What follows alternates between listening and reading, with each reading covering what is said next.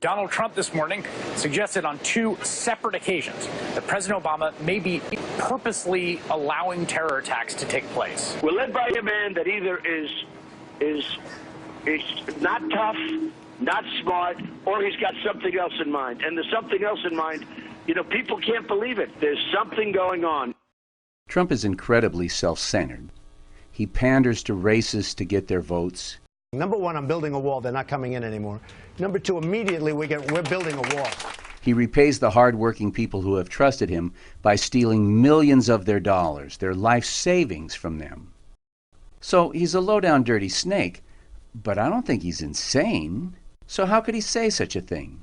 Is his problem that he believes what he sees and hears on Fox News? Well, maybe. In the hours after the shooting, there was an attempt to connect the shooter to a so-called radical imam. Note, please, that this is published the day of the shooting. The gunman was a follower of a controversial gang leader who was released from prison last year, despite warnings from prosecutors that he would recruit people to carry out violent acts, sources told Fox News. Omar Mateen was a radical Muslim who followed Dwayne Robertson, a law enforcement source said. It is no coincidence that this happened in Orlando, said the law enforcement source familiar with Robertson's history of recruiting terrorists and inciting violence. Mateen was enrolled in Robertson's online Fundamental Islamic Knowledge Seminary. Robertson and several associates were rounded up for questioning early Sunday, according to law enforcement sources. This is outrageous, isn't it? That the prosecutors wanted to lock this guy up, specifically to prevent him from doing exactly what he did in Orlando, recruiting people to carry out violent acts, and somebody stopped the prosecutors from stopping these killers. And so, under these circumstances, it isn't insane to say that Obama must be behind it, right? But if you know me, I don't believe anything I hear on Fox News or read in the newspaper just because the news people said it was true. So let's have a deeper look. This is an amazing interview with the radical Islamic teacher. You can find it at GretaWire.com.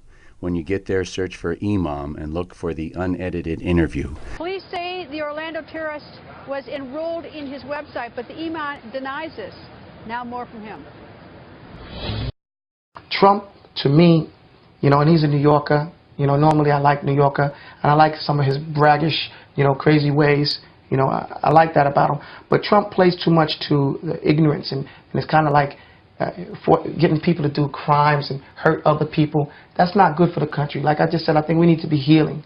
So I don't think Trump is going to be a good president in that regard. I liked Bernie. Why? Bernie seemed honest. Real honest guy. Did he have all the answers? No. I didn't think he was going to win, but I liked him. I thought he was a better choice for America because I think he would have been more even-handed if he could. Big business doesn't allow those politicians to do much. And people need to recognize that. The president he's just a manager, right? He doesn't make all the decisions, So that's what I see about the two. Is there a third person? I just love how even-handed this guy is, that he can admire Trump's braggadocio, and I love that he loves Bernie. But I'm just wowed by his comment that people need to appreciate that the president is just a manager and he doesn't make all the decisions. I'm constantly running into people who want to blame every president for every detail of what transpires while they're president. And to me, this sort of delicate understanding of such a fine point is impressive. Do you know the man who is Mateen? Alhamdulillah, the person known as Umar Mateen, there's been reports saying that he was a student of mine. That's totally not true. He never registered at our school. He never took classes at our school. I don't know him, never met him. Those things are totally unfounded. Has he never been to your school? No, never. We're an online institution, so we don't have face-to-face classes, but we do meet all our students online. So even if he were online, you would know him? Yes, because we do face-to-faces. Dan, have you learned anything to the contrary? To my knowledge, Greta, there is absolutely no evidence that Mr. Mateen was associated with my client, was acquainted with him, was a student of his, or for that matter, ever met him. To the extent that he was a follower of my client, that's completely without our knowledge. Mateen, why is it people are saying that, do you think? Or not Mateen, I'm sorry, Imam. Imam. Why are people saying that? There's been a false report. Someone erroneously put it out there that Omar Mateen was a follower of Timbuktu Seminary. I'm the main teacher at Timbuktu Seminary, and people say these things. However, even they went so far to say that I was arrested and my companions were rounded up, and that was untrue either. We haven't had any problems. We've been going on doing business as usual. So, there are two lies that the Imam details here. The first one being the lie that was in the media immediately after the shooting, that Omar Mateen was a student at the Imam's seminary. And the second lie, that the Imam and members of his school had been rounded up and brought in for questioning, with the clear implication that the Imam had instigated the violence in Orlando. Where did these lies come from? Well, the papers quote some unnamed person from, quote, law enforcement, unquote. But how was law enforcement so ready with these lies? Why did they choose this Imam?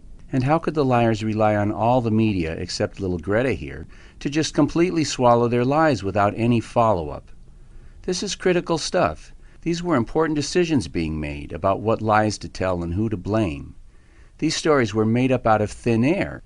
That's a major decision, to decide to implicate an innocent person like the Imam and tell lies about them that could get them the death penalty, but that have zero basis in fact. I would argue that such judgments would not have been made in a snap in the crazy hours after the shooting.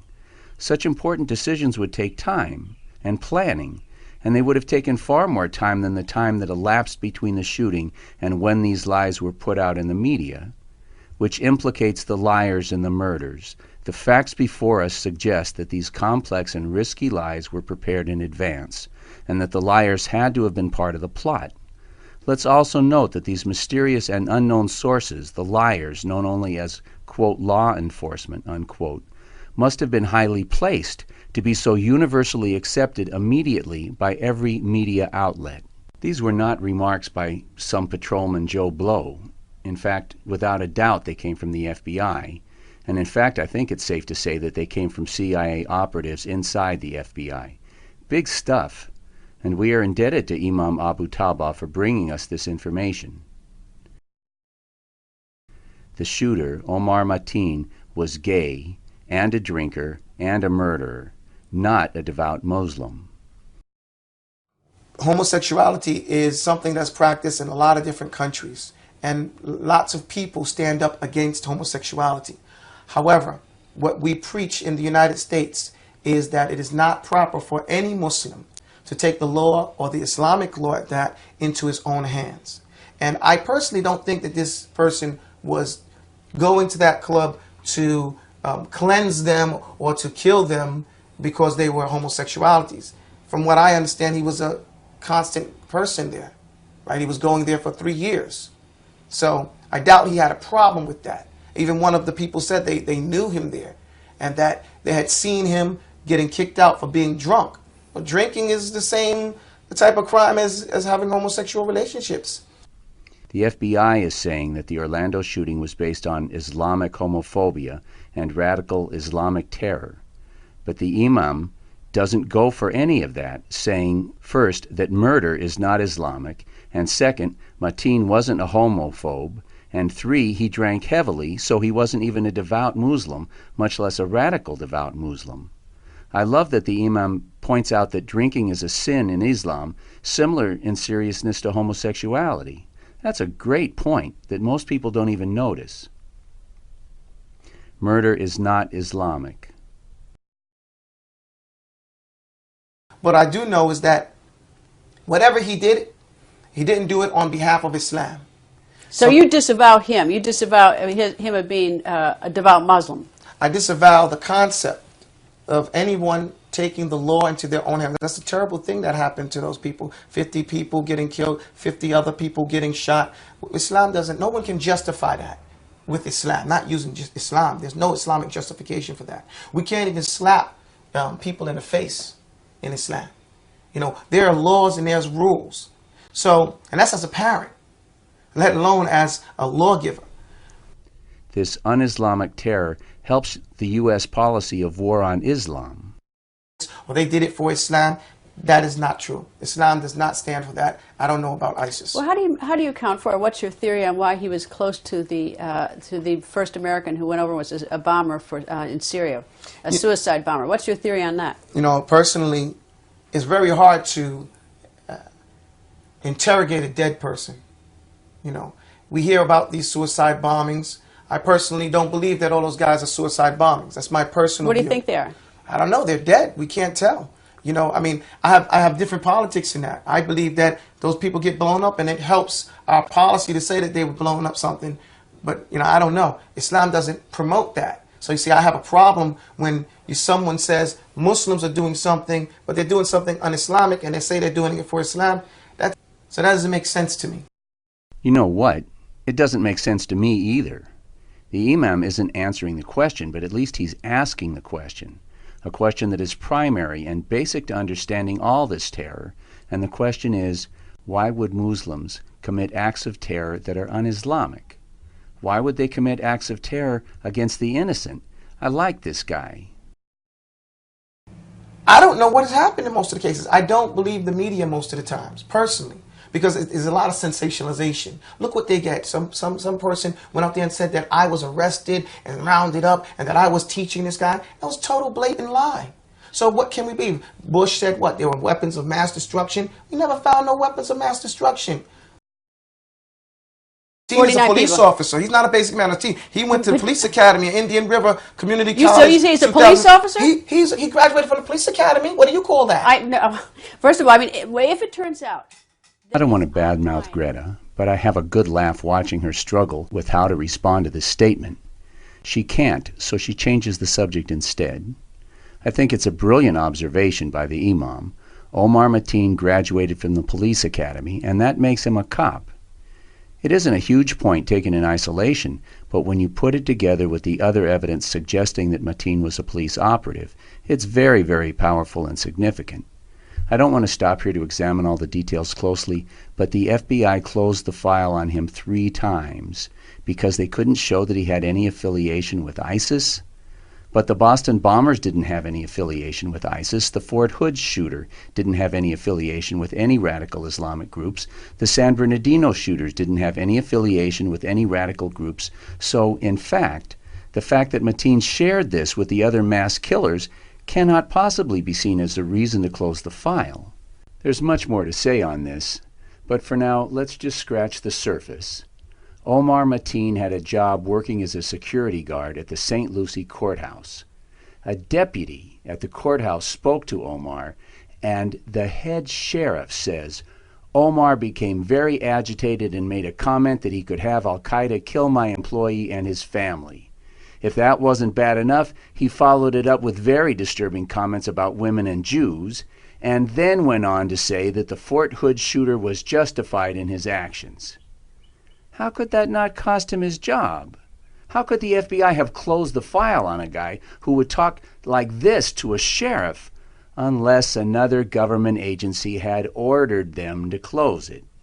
They not only closed the file, they took Mateen off the list that would have alerted them any time he purchased weapons, which he did in the days before the shooting. It's very clear to me that Mateen was working for Homeland Security, and his job was to say crazy shit and see if people reported it. He was testing this courthouse sheriff's deputy. He didn't get fired from his job for saying these crazy things because that was his job.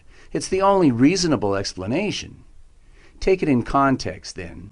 The imam's observation that Mateen was a cop because he graduated from the cop academy is very appropriate and very significant.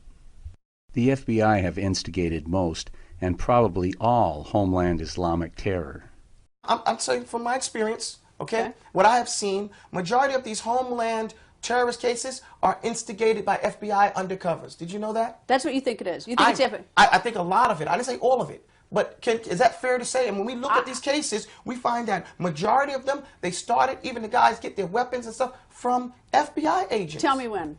I'll give you an example that was up in Connecticut. Those three guys, they came out of jail, they didn't have any money, they were going to the mosque, and a Pakistani guy who had his own company where he was doing taxes and real estate, he got in trouble. The government said, the FBI said, we want you to catch somebody, so get off this 6 months that you might have to do in jail. He went there, told them he was from the Islamic army.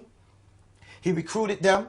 They told him they had to do another crime to go to prove themselves to the Islamic army. They said, we don't have any guns. He went back to the FBI. The FBI gave them guns. They made a quick trade off. They didn't have the money. They gave him the money. They didn't have a car. They gave him the car. And this is a case. This is an actual case. So you think the FBI is behind the terrorism there? No, I don't think the FBI is behind. They're breeding it? I think that they are promoting it. Duh. How more clear could it possibly be? He just spelled it out for you, Greta. The FBI allows ISIS to operate online. That's coming up, they are very impressionable. And I think that the things that we do, how is it that you can get online and see these things? And we can control what comes in on the internet. You know? How is it that ISIS has a Twitter account? Well, so should it be shut down? Why isn't it? No, if they do, would you shut down ISIS Twitter account? Sure. If they're a terrorist organization and the international community has stated they're a terrorist organization, then they should have a Twitter account. There shouldn't be a website that we can go to. You know, when you go to some countries, there are certain things that they censor from the websites. I've been around the world. You go there, some things can't come to you. How is it that these things come to us on our websites? What's your theory? My theory is that our government is allowing these things to be seen in order to keep, we make money off of this. There's a lot of money in this thing. And our heart is with the victims and their families. You know, it's something, whoever did that, this person, he cannot just use Islam as a justification for his own sadistic, you know, animalistic behavior. You know, whoever did that is truly inhumane. So you condemn him? I don't condemn him. I condemn the activity. Why don't you condemn him? Because, we learn, and it's part of Islam, we don't hate people. We hate their crimes, okay? The sons of Adam, we can condemn the activities of the sons of Adam, but we don't hate people, you know? Because the person, now that he's dead, he's going to get what he got coming. We believe in a just God, and Allah is going to get everybody and requite them for what they did. We hate his activities. This is from another video on GretaWire.com. When you get there, search the page for "I'm a victim of terrorism." There was a period of time that I worked as a covert operative for the government, but those things are not, I'm unable to talk about that. Typically, when a witness says they can't talk about something, in my eyes, that very much damages their credibility. But the imam has a very good reason for saying this. But we have to put some things together in order to make sense of why he can't talk about his CIA involvement. So let's do. The imam filed this document with the courts while he was in prison. This document, in fact, details what the imam did for the CIA and what he didn't do for the CIA. The plaintiff refused to take an operation where he was required to intentionally shoot on American citizens.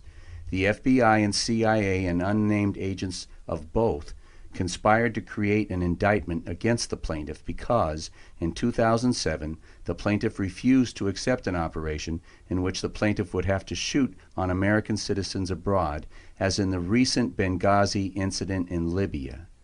Damn, he just said that the Libya attack was carried out under orders by the FBI and CIA. There's a wealth of evidence to support that statement. You have to watch my video, Romney Exposed. The imam was rotting in prison, and after he filed these papers on his own, he got released. I say, based on what I see in front of me, that he got released because he filed these papers, and that part of the terms of his release are that he shut his mouth about all this stuff. His telling us the things that he has told us shows remarkable bravery. I'm sure that the FBI and CIA are not happy about what he is saying in these videos, and I'm sure that he knows it as well. But let's go on. The imam says he is less radical than the Republicans who called the president a liar. All right. What's your view of our government, Imam? I'm just like every other American. I have the same views that you find any Republican or Democrat have. I have the same complaints and the same things that I praise the government for. Nothing different than anybody else in this country. Give me your complaints. I'll give you an example. When someone in Congress can stand up and call the president a liar, and they're not considered to be a radical or having a grievance with the government, then the complaints that I have that we spend money going overseas and fighting in other countries or dealing with other countries when we have poverty and other issues that we need to deal with in our own country, that's a complaint of mine. When we have problems like racism in this country and we pretend like we don't and we want to focus on China, for example, or some other country, then I have a problem with that. Those are just normal complaints that any other American has. I don't see them any different. I guess why I'm sort of skeptical of you, to be quite candid, is that you were the bodyguard for the sheikh who led the group who blew up who set off a bomb in the World Trade Center in 1993, the blind sheikh. No, let me ask. But hold on. I think that you're incorrect. You said I was the bodyguard for somebody, and I was never the bodyguard for someone. Were you part of them? Were you at all part of them? No, I was not at part all of them. Why would you say that without doing your research? You're supposed to be a lawyer. Actually, that's what I read. Well, you read incorrectly. You didn't read it in any legal documents. If I was a bodyguard for a terrorist, then why wasn't I charged with terrorism? This is the extent of the government's argument. I held the door open while the man walked out the door, and they said I was his bodyguard? How did you know him? I don't know him. It's just accidental. You just opened the door for him. Does that make me a terrorist? You said you read it. You did some research. You're saying I bodyguarded him. How did I bodyguard him? You know the definition of a bodyguard. I'm just telling you, the reason why I'm asking you questions is to get information. No, but you said you're skeptical of me because I was a bodyguard, but then you don't know that I'm the bodyguard.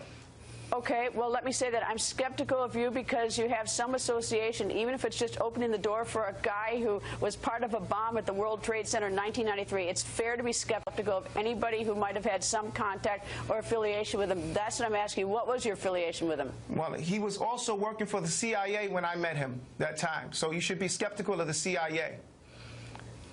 So what were you doing with him? I wasn't doing anything with him. I'm just a Muslim. opening the door. We go to opening the door. Muslim scholars come and they give lectures. At the time that he came and gave a lecture in New York State, he was working for the CIA, helping the government when their program at that time was to send the Mujahideen overseas to fight against Russia. The freedom fighters, as President Reagan had stated it. And he was one of part of that group. And so he was promoting the same program that the government was promoting at that time. He gave a lecture in New York City, and I was one of the thousands of people that attended the lecture. That doesn't make me the bodyguard of someone. Virtually all terror has its roots in the CIA and FBI. The CIA and FBI, working together apparently as usual, framed both men who they had originally recruited to work for them in fighting the Russians. But once their usefulness in fighting the Russians was finished, they used them as patsies. They ordered Imam Tauba to murder Americans. They set both men up to take the blame for acts of terror that, as we have seen, the CIA and FBI supported from the ground up. Summary. All right, let's get back to this. Okay. No, I'm just. All right. So Mateen is not one of your followers. He's never been to your seminary, never been online, as far as you know. Period. We know. Period. Nothing. No. Have you checked? Yes, we double checked. Okay, double checked. You are getting threats. And death threats. Death threats, and people in the media are falsely reporting that Mateen is part of it. They're promoting, terrorism because the people are terrorizing us, and we asked them to stop. We don't have anything to do. We're pleading with you. We didn't have anything to do with this. Our heart goes out to the victims, and we didn't ever train this guy, never met him, and he's not a student of ours. And you condemn the act, but you don't condemn him, Mateen, because of your religion. On religious grounds, we condemn acts. We don't condemn people. We hate the act. We don't hate the person. And you hate this act. And we hate this act. This is not the act that can be justified by Islam, okay, at all. Thank you. And I was going to shake your hand, but we don't do that. You and I have decided we don't do that anyway. But thank you very much for having me. Thank you very much. Very nice talking to you. Thank you, Greta.